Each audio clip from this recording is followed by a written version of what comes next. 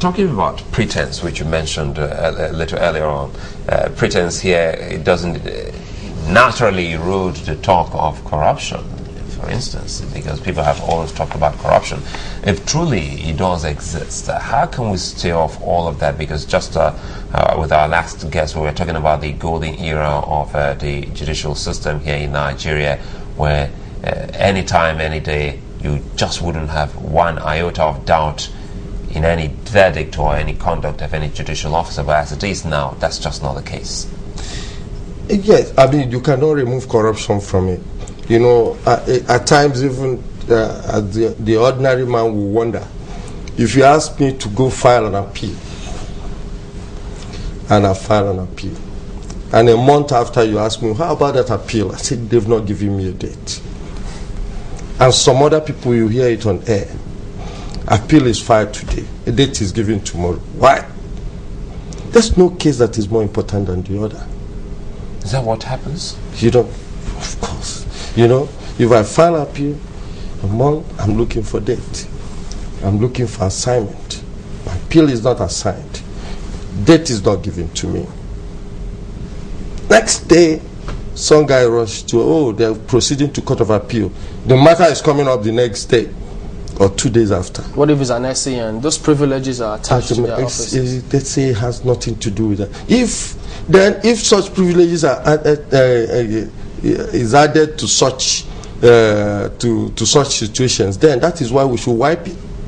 Because I mean, that means that it's for sale. You know what we are saying, that let us be consistent. If you're filing a matter and if the matter is going to be assigned, take it. I had it. Every matter is important. Just as yours is important, so the other person's is important.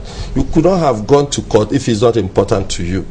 So a situation where you file, you don't get a date, you don't get your matters assigned, you're endlessly going to search for when the matter will be assigned.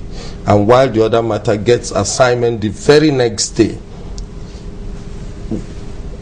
in a place called Nigeria, what do you think happened? Wow. Comment on this, if you will. I mean, we have some viewers already sharing their thoughts via tweets with us concerning where they think all of this is headed. How will it eventually end? Do they see it, member or the bar being satisfied with the eventual outcome? Well, some say it's going to end the same place all things in Nigeria end, under the carpet. Salami won't be reinstated. Instead, the Chief Justice of Nigeria will retire and everything will be forgotten. The Chief Justice is retired by 28th of this month. Of course, it's obvious, you know.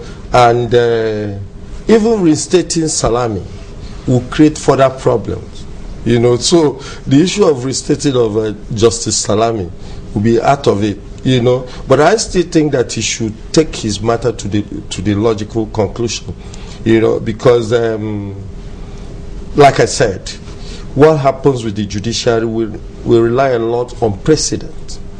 If the precedent is created, it becomes a reference point for an action tomorrow. So this has the potential of being a precedent if it's not reversed. Even if it's reversed, will it be a precedent somehow? No, if it's reversed, it becomes a deterrent for such a thing happening in future. But if not, but if not, it's a precedent. Wow. You know, so tomorrow it's bound to happen, because you read it every day in paper. All the person will point to you that this is not the first time this thing has been done this way.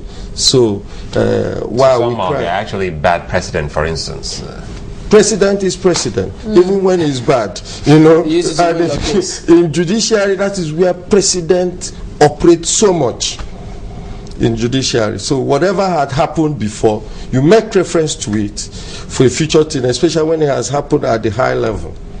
Because if NJC, you know, on a dispute, I am bothered because we have the judicial precedent there, we have the pronouncement of court there, that once a matter has been filed seeking for certain relief and served, the party that is sued and that relief is being sought from should not take step to frustrate the judicial pronouncement on that.